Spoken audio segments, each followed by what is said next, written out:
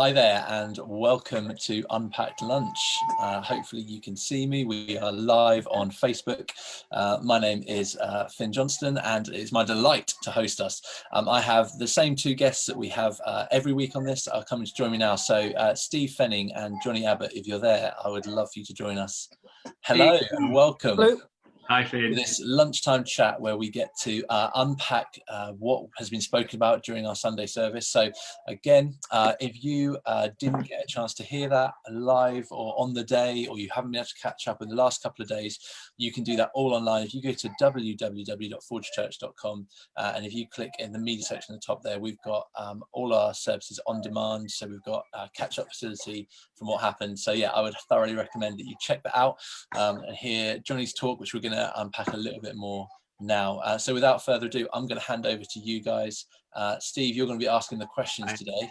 Again, if you could just maybe introduce yourself and go from there, and we will unpack Sunday's message. Cool. Okay, thanks, Finn. Well, my name's Steve Fenning. Yes, I'm the senior leader of the Forge and also overseeing Forge I, the congregation that meets in the town of I. Johnny, great to see you. It's a gorgeous day. I'm sitting in the summer house at the moment. And so let me just find out, how has this past week gone for you? What's been happening? Yeah, been good. Getting slowly used to the new normal or the old weird or whatever we want to call it. But that's been going all right. So we managed to get a barbecue going on Sunday, which was really nice. So that was cracking. But I think we've used all of our charcoal now, so that's it for the next 3 months. But we braved the shop at Tesco, which was great. So all of the guys there who were sorting all of that out and on staff, they were excellent. And so we did that and had that experience, getting used to Zoom calls with family and work and everything else like that, which has been we're getting there with that, and so that's good. And so trying to continue with as much of normal life as possible, but increasingly online. So 10-month group this morning, which is great. Great. Okay. Johnny, you share your accommodation with my son Sam, and I always thought that you two are fairly cool guys. And then I discover that today, what are you busy doing? I'm not busy. I'm not busy doing. Oh, is that right? Well, I've contributed over the course of the last week, but I can see if I can try and show you without showing you the true mess of the house. But this is the puzzle that we've been a jigsaw. A jigsaw puzzle, which has filled up our evenings. So we are. Oh my word! Okay, Johnny. Yeah, I know. Johnny, on Sunday you were speaking, and the whole theme was "This changes everything." Forgiven. I suspect, with knowing your kind of personality, that you will have got into trouble and will have needed forgiveness at various points in your life. Come on, tell us a story about how you've needed to be forgiven. Come on. So I'm glad that you've asked me that question rather than who have you needed to forgive recently, because otherwise that comes later. Far more awkward. Yeah, I'm over it. So I've had to be forgiven for all sorts of stuff all of the time by all sorts of people, but the thing that sticks out in my memory, that's kind of an embarrassing story on my part for multiple reasons, happened about 8 years ago. Was first year of university at Moorlands Bible College, and so if you're not familiar with Bible College, it's like full-time Sunday school.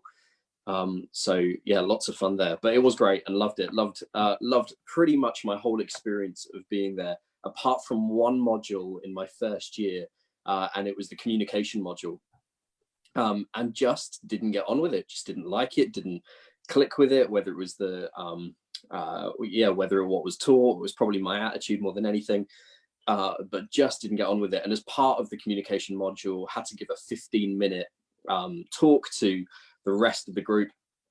And so my turn came around and you had to speak on a chapter of the Bible. And so it was all pretty formal and the rest of it. Didn't put as much time and effort as I should have done into it, which was the cause of what was just really weak and not particularly great, but sort of did it and kind of knew it was a module that nobody failed. It was one that years and years had gone by. Previous students would tell you it's fine, you'll be all right, just do it. So I did it, and I was the only student, as far as I was aware, that had done that module in years gone past, and as far as I'm aware, the only one since who has ever failed the communication module, which is kind of ironic because of what I do now, and even within this conversation. And so thought it was fine. A few months later, I got an email from the guy who was running the module, sort of saying, you failed, this is why you failed, this is why you didn't do it, and you're gonna have to redo it. You're gonna have to do the same talk again on the same passage to the same group of people, which you can kind of imagine the awkwardness and the embarrassment of having to do that. And so in my anger and frustration that how dare someone tell me I wasn't good, in the arrogance and obnoxiousness, I wrote out the most awkward, embarrassing, rude email you can possibly. It was short of a swear word, but that was about as good as it got. And so I wrote this email, and it was like 7 pages long, or however you want to imagine it. And I went round and I thought I'll do the wise thing, and just get a few people's thoughts on it.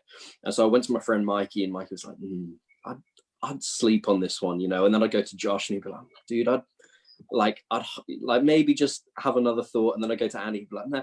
And then I went to this one guy, John, and the less spoken about John, the better. But John sort of looks at it, and he didn't particularly get on with a whole lot of the college and the rest of it, and was struggling a little bit himself. So he just sort of looks like this and just goes, yeah, I'd send it. And so because I got that bit of permission, I thought, brilliant, that's the wise thing to do.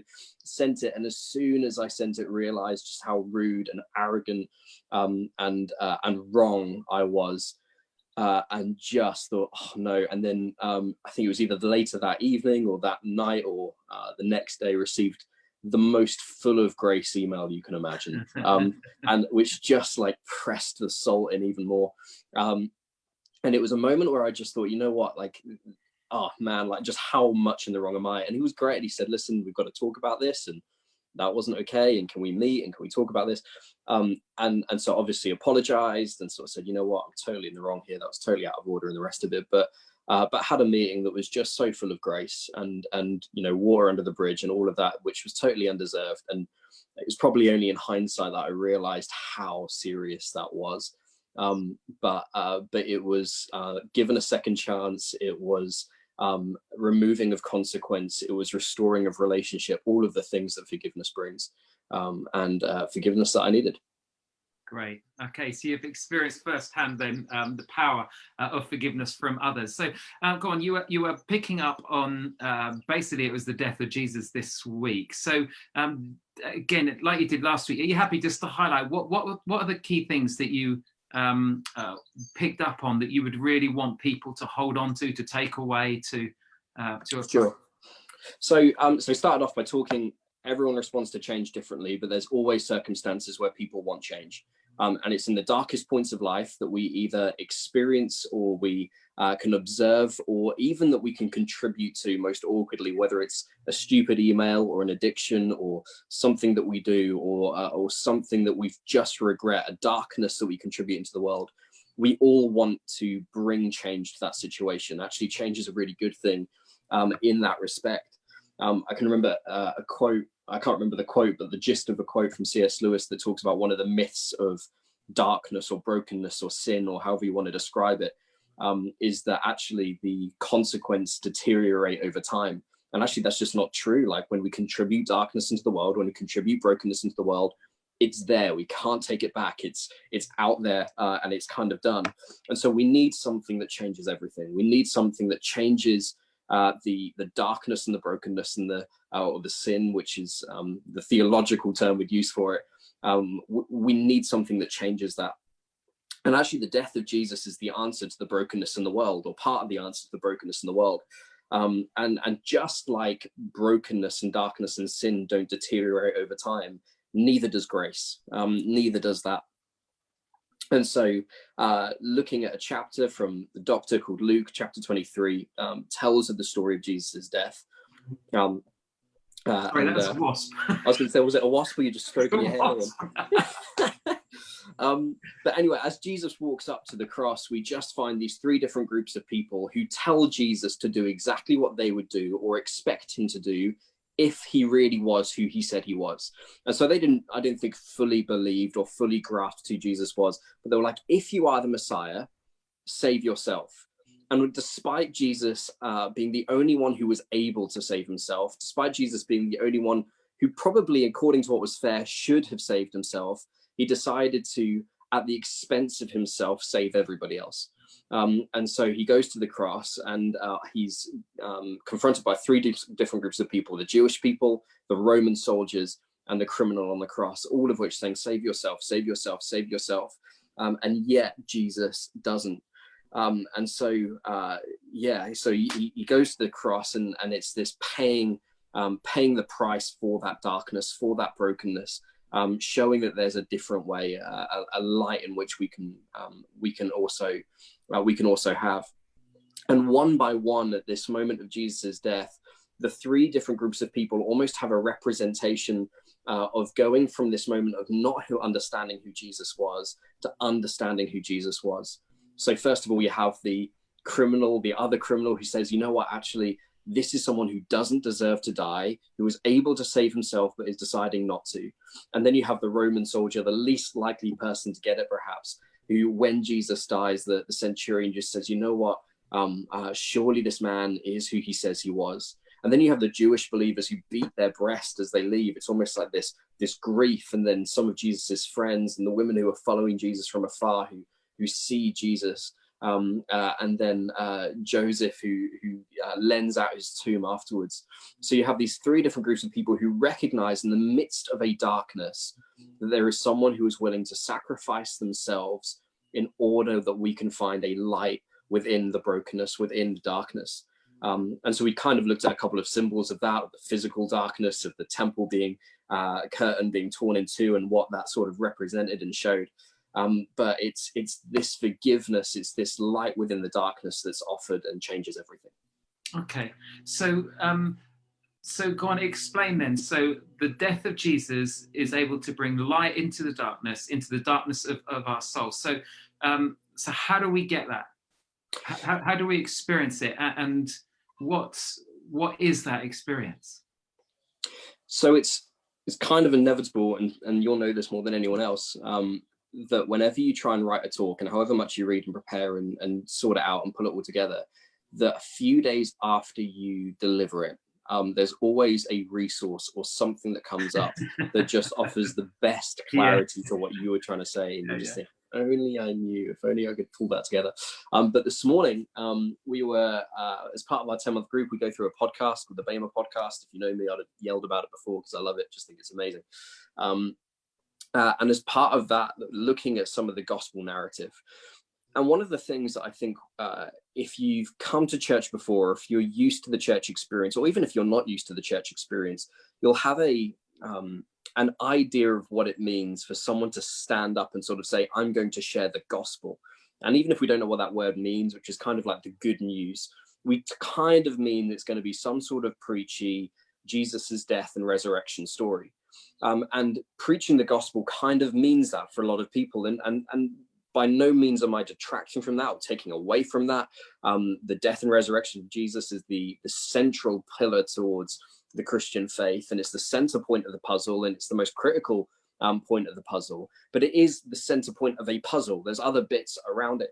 And so when Jesus was on earth, he even said at one point, actually, the kingdom of God, this new way of living, is something that you can experience now. It's something that I've brought with me and is alive today. And so there was a new way of living before the death and resurrection of Jesus. And it was the death and resurrection of Jesus that made it possible to have access to that and able to live that, because it drew away the barriers that we had between us and God.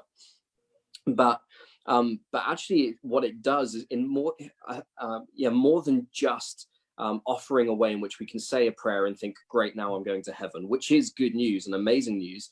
It actually does more than that. It offers up a new life, a new way of living in the way in which we were always supposed to live, under the light of who we were always meant to be, rather than the life in which we perhaps are known by now. So how many of us live under the weight and the darkness of, I'm a divorcee, or I'm an addict, or I'm a whatever, or whatever. Actually, it's the or living under I'm the person who wrote that rude email, perhaps. actually what Jesus says is this is offering a light to live a brand new life, to live under the person who I always meant you to be. So those gifts and those skills and those passions and those excitements and those angers and those things that, those things that you're supposed to drive for and think, actually, I'm just set on this. Carers and musicians and writers and speakers and lawyers or whatever it is, the things that God had put on your heart, that light within you that was born to come out, that's the life that God calls you to be in and allows you to live freely in without the weight of the darkness. Okay, so going with that, so if the good news of our faith is wider than the death of Jesus, because it's about a new kingdom, how important is then the death of Jesus? Because if it's about a lifestyle, then people can just live a good lifestyle, can't they? Yeah, Jesus and so lived a great lifestyle. He modeled it, so we can just copy him. Yeah, and so the lifestyle, the way in which we get to live now, you can almost put it. So the way I describe it is, and maybe it's because there's a puzzle in front of me. It is the outer part of a puzzle. The death and the resurrection is the central point, and I can't detract from that. I wouldn't want to detract from that. It's that really makes it able. It's that really does give freedom and give light, and it's that's the central point of faith. Without that, it's all useless, and we know that because you can use the example of that criminal on the cross who says to Jesus, actually, I recognize who you are. Like, can I come into your kingdom? Remember me when you go into your kingdom. And Jesus says, on this day, you will be with me in paradise. And actually that criminal didn't have a life to live outside of that. And so it was, that is the good news. That's the central part, the light that's really shown there.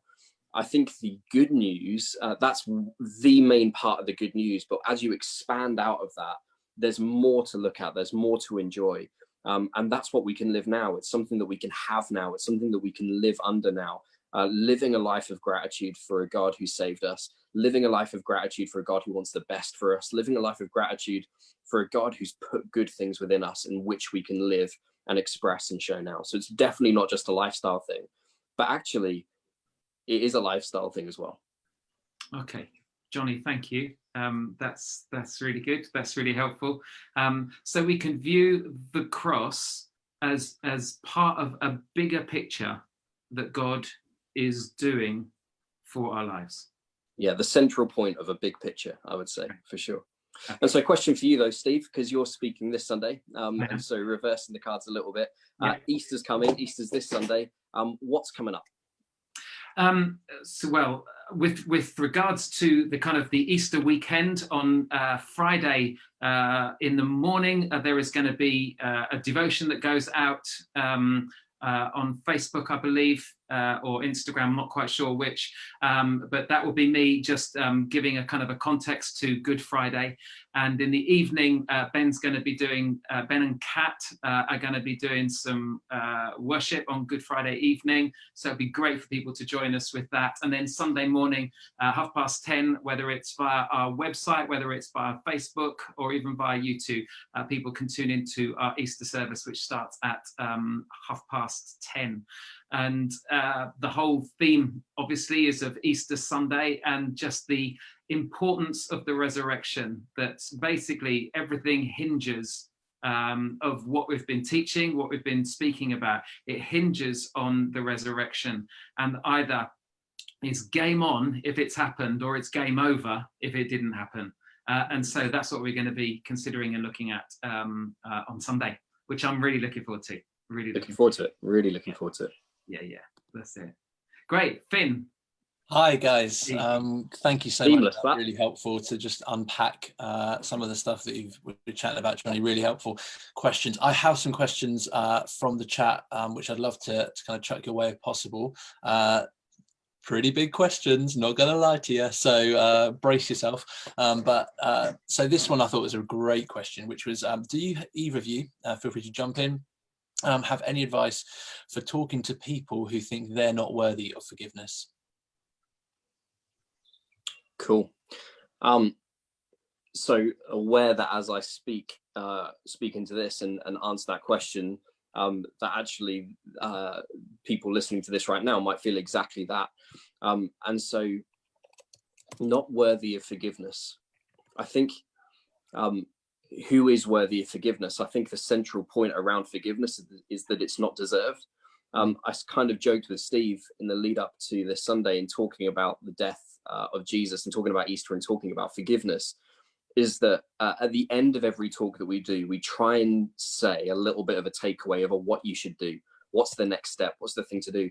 And it was the hardest thing to try and think of anything around this, because the whole point of Jesus's death, the whole point of forgiveness is there is nothing we can do. Actually, none of us are worthy. All of us fall short. All of us contribute that darkness into the world that we can't pull back. Nobody knows the fullness and the darkness of each other's hearts. If you knew mine, you wouldn't want to be listening to me now, which is fine, because if I knew yours, I wouldn't be wanting to talk to you now. But actually, it's none of us are able. None of us are. I think it's in terms of speaking to other people, I think it's recognizing and not belittling the past, but recognizing that there's something greater in the future, and there's something greater that's happened that overshadows that. Yeah, I would say that I would feel that frequently, that I don't deserve it. Absolutely. I think forgiveness comes in different levels, and so to be able to come to a God who has promised and promised and promised that if we confess our sin, he will forgive us our sin. So in a sense, plucking up the courage to be able to pray that prayer and say, God, I've messed up. It is a huge step, but it's a step so worthwhile. But that's also not the end of it. It should be, but more often than not, we still hold it against ourselves, and that we can't learn to forgive ourselves. And I think that's a real biggie to try and overcome, to accept that we've been forgiven. And it's not because we deserve it. Absolutely, it's not. It's because God's grace is so deep and so rich that actually we can forgive ourselves, because otherwise we're putting ourselves in a position greater than God. And it's God that we've offended, and it's God that we've hurt. And so, yeah, in a sense, never lose the I don't feel worthy of being forgiven, because that's the place that we find forgiveness. Absolutely. Yeah, that's what I would say around that is that if anyone's listening to this now who has that question and feels that for themselves, reach out and contact us. We'd love a personal one-to-one conversation with you. Either via direct messenger, or if you know one of us personally and you can send us a message or an email at info@forgechurch.com, then we would love to we'd love to continue this conversation. That's right. Yeah, we had actually a couple of comments about that, and Steve, you've kind of just touched on it, and I think to a degree just answered it, but I will just kind of put it out there just in case, Johnny, particularly, you've got anything else to add to that. But someone said that, forgiveness is one thing, but forgetting is another, and often it's quite hard to let go of the past and forgive ourselves, when we've gone, so we would, it wouldn't necessarily be that we can't accept God's forgiveness, it's just that we ourselves struggle to let go of that past. Any thoughts on that? Yeah, sure. I think there is this kind of misunderstanding. I've often heard people talk about forgive and forget, and they think that comes from the Bible. But actually it doesn't. What the Bible says about God's forgiveness is that he remembers our sins no more, which is different to forgetting. In other words, he chooses not to go back to them. That's the amazing thing. So God, do you know what I mean? It's not that God will suddenly say, what, you did that? I know, just because he's forgiven us, he hasn't forgotten it. It is the case that he chooses not to go back. And so when I come back to God and say, God, I've blown it again, he says, yeah, I know, but I forgive you. It's not the case of, but you were here yesterday. Because he's forgiven me for yesterday, so he doesn't have to go back. He remembers my sin no more. And it's impossible to forget. If I was to say you've got to forget something, I mean, you're going to remember it all the more, aren't you? So it's not about forgetting, but it's about letting go. And that's what God does. God lets go of holding on to the things which we've done against him and against his way. And that's a process. That's something that happens over time. And that's kind of what I was trying to touch on a little bit with. When you look at what Jesus offers, it's more than just a moment. It's wanting to journey throughout your whole life. It's wanting to be part of everything. Once you've made that decision, And that decision, I mean, if you want like the theological terms for it, you'd have it as a justification would be the word for it. You're justified. In a sense, it's been set, it's there. But then after that, there's a process. And some people might call it a sanctification. But for the purpose of now, it's a case of actually there's a process after that moment where you can let go, where you can take that moment. And it's something that we want to journey with you in, and God wants to journey with you in. And I think that's a real way of looking at it as well. And it's not just a box tick of, there you are, pray this prayer and you're done. I mean, in one sense, you do pray your prayer and it's tick and you're there, you're done. But in another sense, there's a journey that goes on after that. That's great. Yeah, really helpful, I think. Just to end on maybe a slightly lighter question, I think that might be a good option. We've called this series "This Changes Everything," and we all have those moments in our life where we're like, "Oh gosh, this life will never be the same." And there's a reality where this Easter, we've been talking about it kind of internally as a staff team, but this Easter everything's changed as well. Everything looks totally different to how we normally would be building up to our Easter service. So however, I wanted to kind of ask both of you over the last year, so you look back from today, I guess, to last Easter, if there's been one change which for you in the life of the church that's made a massively positive impact, maybe that's just a person, maybe that's a shift in focus, maybe that's a ministry thing that you've seen something initiated that's just changed and transformed for the better, what would the one thing that you'd say, like, over this last year that's changed everything for the better for the Forge? Is there one that maybe could stand out, or just might not be the one, but it might be a example of this? I think one of them for me would be just going back a few months to Christmas, of having the greatest number of people who have ever attended our Christmas services, and of having so many people watching online. I guess I'd felt like, well, last year it felt like a very hard year. And for me, it felt like that was almost like this little turning point for us as a church again, and of seeing people coming back then in January. And it felt as if momentum was building and there was this greater sense of anticipation. So for me, I guess I would look back over this last year and say that the Christmas celebrations on the 15th of December was for me. Yeah, couldn't agree more. Great answer. Anything for you, Johnny? So I thought you were going to say it was going to be a lighter question. I think this might sound a bit odd, but I think the time in which we're spending now and living in right now as church would probably be the point for me. And maybe not because we're seeing what we want to see right now in terms of the coronavirus and everything else, but the results of that, I think, has given greater opportunity for each of us to get to know neighbors, greater opportunity for us to recognize and reset over what's the most important thing in life, in terms of I imagine within our church, we've just had a series called Pray, but I would imagine that this last month has probably initiated more prayer than we've had in a long time. In terms of stories of people reaching out to their neighbors. So sure, the story will be told, but even heard one story today of a whole family sorting out a WhatsApp group for a whole street and everyone going out and singing happy birthday to someone. Just think it's amazing. In terms of the questions that people are asking and digging for, in terms of the effort that people are making to get to know their neighbors and actually to keep up contact with family and people within the church, in terms of people making effort to continue to meet in 10-month groups and learn together, having texts from people asking for resources so that they can use this time to study. I think that there's going to be a whole lot within this next time and right now, which are going to be really tough, where there's going to be an increase in all sorts of nasty, dark stuff. But actually right now, can also see us looking back at this time as this was the time where families regrouped. This was a time where God forced us into rest. This was a time where God forced us into family and community. This was a time. So definitely holding on to the tension at the moment of the realities of where we're at and what it's looking like, but also the good stuff that's bringing in. It's great. And that's changed everything, isn't it? Oh, yeah, I mean, there's no two ways about it. It definitely changed everything.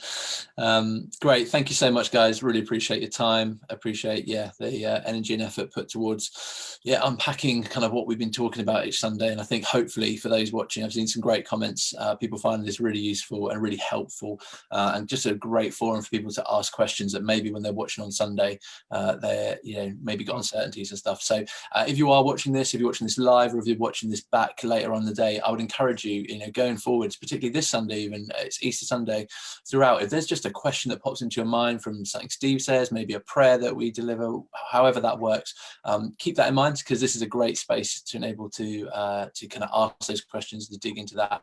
But as Johnny said already, actually we are available as a church. We want to connect with you beyond just the times that we're kind of live online, or historically when we'd be meeting together.